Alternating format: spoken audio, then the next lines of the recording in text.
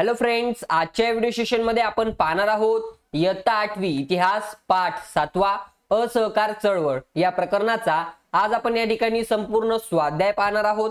चला तर मित्रांनो, आजच्या व्हिडिओ सेशनला सुरुवात करूया।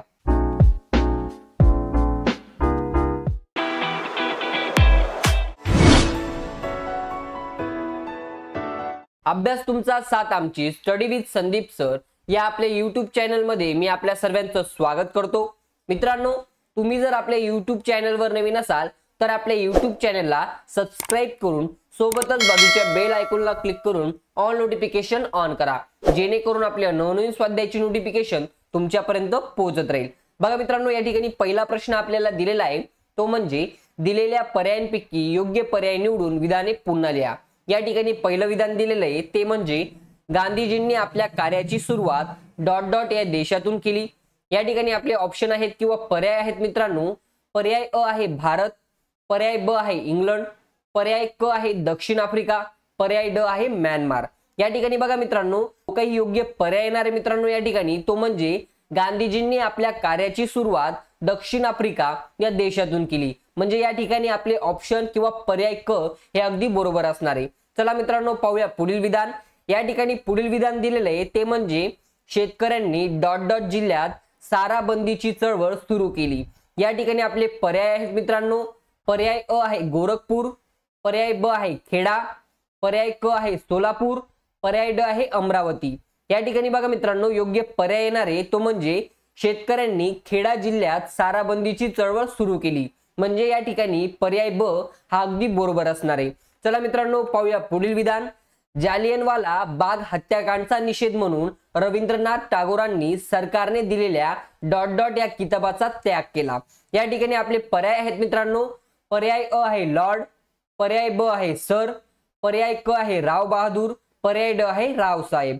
या ठिकाणी बघा मित्रांनो, जे काही योग्य किंवा जो काही योग्य पर्याय येणार आहे तो म्हणजे जालियनवाला बाग हत्याकांडचा निषेध म्हणून रवींद्रनाथ टागोरांनी सरकारने दिलेल्या सर या किताबाचा त्याग केला। म्हणजे या ठिकाणी ऑप्शन किंवा पर्याय ब अगदी बरोबर असणार आहे। चला मित्रांनो, पाहूया पुढील प्रश्न। प्रश्न क्रमांक 2। पुढील प्रश्नांची प्रत्येकी एका वाक्यात उत्तरे लिहा। या ठिकाणी बघा मित्रांनो, पहिला प्रश्न आपल्याला दिलेला आहे तो म्हणजे दक्षिण आफ्रिकेत कृष्णवर्णियांवर 1906च्या आदेशान्वये कोणती बंधने घातली गेली। या ठिकाणी याचं उत्तर येणार आहे मित्रांनो, ते म्हणजे 1906 मध्ये शासनाने एका आदेशान्वये कृष्णवर्णियांवर ओळखपत्र बाळगणे सक्तीचे केले होते, तसेच त्यांच्या स्वातंत्र्यावर बंधने देखील घातली होती। त्यानंतर मित्रांनो, या ठिकाणी दुसरा प्रश्न आपल्याला विचारलेला आहे तो म्हणजे गांधीजींनी भारतात पहिला सत्याग्रह कोठे केला।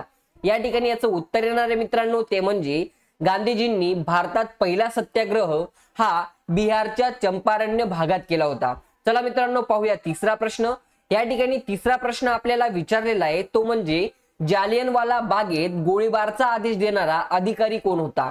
या ठिकाणी याचं उत्तर आहे मित्रांनो, ते म्हणजे जालियनवाला बागेत गोळीबाराचा जो काही आदेश देणारा अधिकारी होता तो म्हणजे जनरल डायर होता। ओके, चला मित्रांनो, पाहूया पुढील प्रश्न। प्रश्न क्रमांक 3। पुढील प्रश्नांची उत्तरे 25 ते 30 शब्दात लिहा। या ठिकाणी बघा मित्रांनो, पहिला प्रश्न आपल्याला दिलेला आहे तो म्हणजे सत्याग्रहाचे तत्वज्ञान स्पष्ट करा। या ठिकाणी आपल्याला सत्याग्रहाचे तत्वज्ञान स्पष्ट करायचं आहे। या ठिकाणी याचं उत्तर येणार आहे मित्रांनो, ते म्हणजे गांधीजींनी स्वातंत्र्य मिळवण्यासाठी सत्याग्रहाचे नवे तंत्र लोक चळवळीत आणले।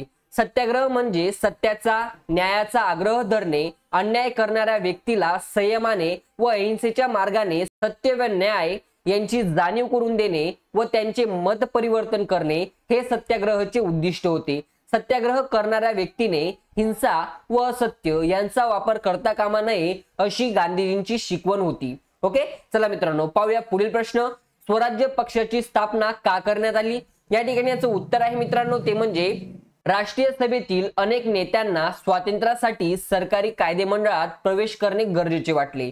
राष्ट्रीय सभेतील चित्तरंजन दास, मोतीलाल नेहरू यांनी सरकारची अडवणूक करण्यासाठी कायदेमंडळात प्रवेश करण्याची कल्पना मांडली। 1922 मध्ये राष्ट्रीय सभेच्या अंतर्गत स्वराज्य पक्षाची स्थापना करण्यात आली किंवा केली गेली। चला मित्रांनो, पाहूया पुढील प्रश्न। प्रश्न क्रमांक 4। पुढील प्रश्नांची किंवा पुढील विधानांची सकारणे स्पष्ट करा। या ठिकाणी पुढील विधानांची कारण या ठिकाणी आपल्याला स्पष्ट करायची आहेत मित्रांनो।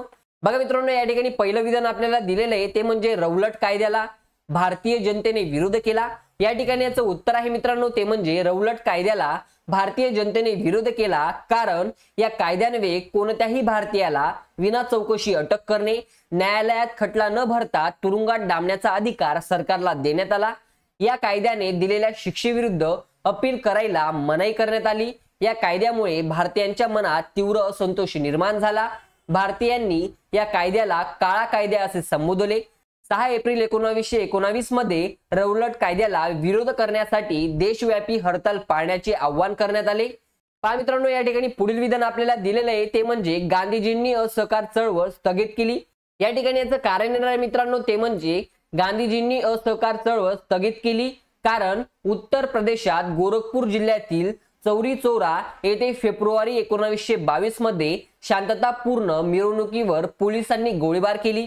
त्यामुळे संतप्त झालेल्या जमावाने पोलीस चौकीला आग लावली। यात एका पोलीस अधिकाऱ्यासह 22 पोलीस ठार झाले। या घटनेमुळे गांधीजी व्यथित झाले। 12 फेब्रुवारी 1922 रोजी गांधीजींनी असहकार चळवळ स्थगित केली। बघा मित्रांनो, या कारणामुळे गांधीजींनी असहकार चळवळ स्थगित केली होती। चला मित्रांनो, पाहूया पुढील विधान।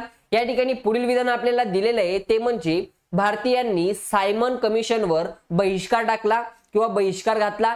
या ठिकाणी याचं कारण येणार आहे मित्रांनो ते म्हणजे 1919 च्या मॅंगटेंग्यू चेम्सफोर्ड या कायद्याने दिलेल्या सुधारणा असमाधानकारक होत्या, त्यामुळे भारतीय जनतेत असंतोष होता। या पार्श्वभूमीवर इंग्रज सरकारने 1947 मध्ये सर जॉन सायमन यांच्या अध्यक्षतेखाली एक कमिशन नियुक्त केले। या 7 सदस्यीय कमिशन मध्ये एकही भारतीय सदस्य नव्हता, म्हणून भारतातील राजकीय पक्षांनी सायमन कमिशनवर बहिष्कार टाकण्याचा निर्णय घेतला। चला मित्रांनो, पाहूया पुढील विधान।